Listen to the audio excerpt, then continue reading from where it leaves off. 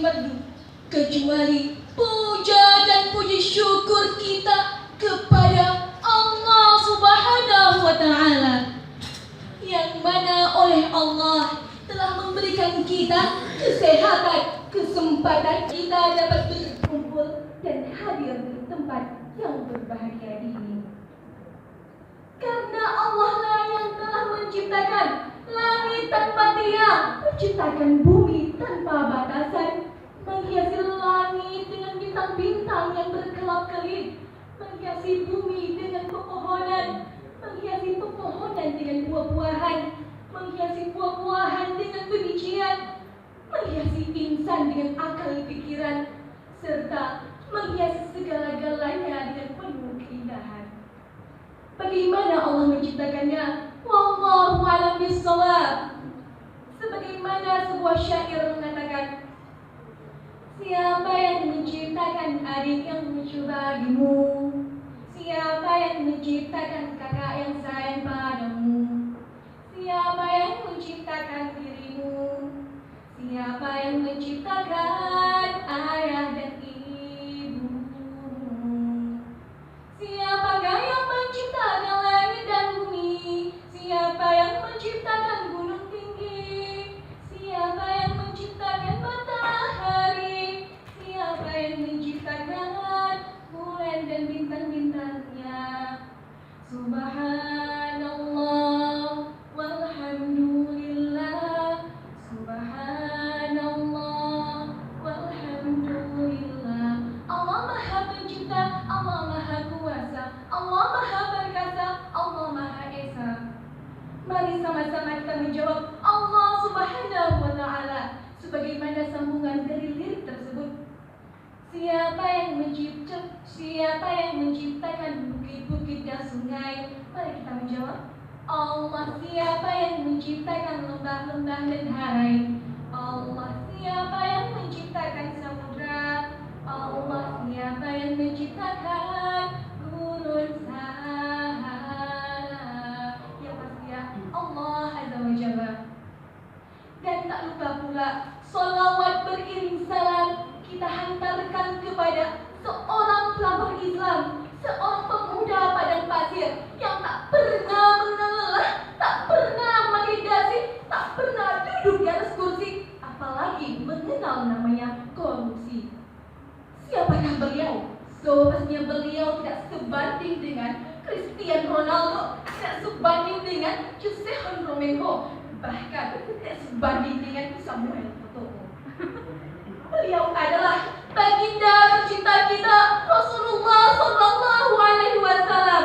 Beliaulah yang telah membawa kita dari alam gelap gulita ke alam yang terang benderang, dari alam kebodohan ke alam yang berilmu pengetahuan, dari alam menyembah berhala ke alam menyembah Allah Subhanahu wa Ta'ala. Dan tak lupa pula salam kita kepada para sahabat beliau yang telah memperjuangkan agama Islam ini sehingga anaknya menjadi yatim, istrinya menjadi janda, karena demi tegaknya kalimatul haq, la ilaha illallah Muhammadur Rasulullah. Baiklah, penghormatan saya ucapkan kepada Kapolres Aceh Besar beserta wakilnya, penghormatan saya kepada para kepolisian, penghormatan saya kepada Dewan Juri yang arif dan bijaksana, penghormatan saya kepada para guru pendamping yang telah berhadir di sini, serta penghormatan saya kepada teman-teman seperjuangan dengan saya. Izinkanlah saya menyampaikan sepatah dua patah kata yang berjudul peran sekolah dalam pembinaan akhlak bangsa yang bebas narkoba. Ma'asyiral muslimin rahimakumullah. Kita harus mengetahui bahwa sekolah pertama kali ada sepanjang sejarah di zaman Rasulullah itu diadakan di rumah Abu Abdillah Al-Arqam bin Abi Al-Arqam.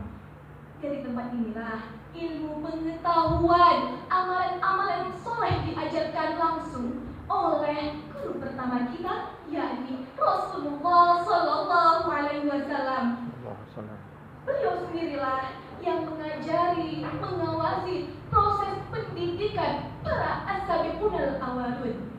Mereka merupakan murid pertama dari baginda Rasulullah Sallallahu Alaihi Wasallam. Selanjutnya, tempat yang paling sesuai dalam pembentukan, penyampaian, penyempurnaan itu adalah sekolah. Karena mengapa? Karena sekolah merupakan benteng moral. Karena sekolah merupakan lembaga pendidikan agama yang sangat intelektual dalam melahirkan generasi-generasi penerus yang sangat berpengaruh bagi masa depan yang akan datang. Terutama sekolah akan mengawasi kita dari bahayanya narkoba. Berdasarkan data BNN tahun 2015, pengguna narkoba mencapai 4,2 juta orang. Diperparah lagi dengan meningkatnya jumlah tersebut menjadi 5,9 juta jiwa pada tahun 2016. Sebagaimana yang dilansir oleh data BNN tersebut, bahwa 70% daripada pengguna narkoba itu adalah anak usia sekolah. Bahkan tadi selain mengatakan bahwa orang-orang yang menggunakan narkoba, terutamanya anak sekolahan itu mencapai 4 hingga 6 juta orang. Mengapa hal itu terjadi? Hal itu terjadi karena kurangnya nilai moral, karena penyalahgunaan teknologi yang telah digunakan oleh anak-anak usia dini, karena kurang perhatian daripada orang tua. Hal itulah yang terjadi. Sekarang ini banyak anak sekolah yang memakai narkoba. Yang mengatakan narkoba itu keren, tetapi mereka tidak tahu bahayanya yang akan mereka rasakan. Baik itu di dalam segi sosial, dalam segi masyarakat, dalam segi kesehatan, dan lain sebagainya. Dan yang disayangkan, mereka akan merasa malu, akan mendapatkan penghinaan, akan mendapat caci makian, yang parah lagi akan mendapat pengasingan dari banyak orang. Naudzubillah, sumpah naudzubillah. Oleh karena itu, saudara-saudaraku, marilah kita menjauhi narkoba. Jangan sekali-kali kita menggunakan narkoba, walaupun hanya mencicipinya sedikit. Karena sekali kita mencoba, akan kita lihat seterusnya. Narkoba itu bukan hanya dapat membahayakan diri sendiri, namun juga orang lain. Sebagaimana yang ditegaskan Rasulullah SAW dalam hadis riwayat Ibnu Majah dan Ahmad, yang artinya tidak boleh melakukan perbuatan yang membahayakan diri sendiri dan orang lain.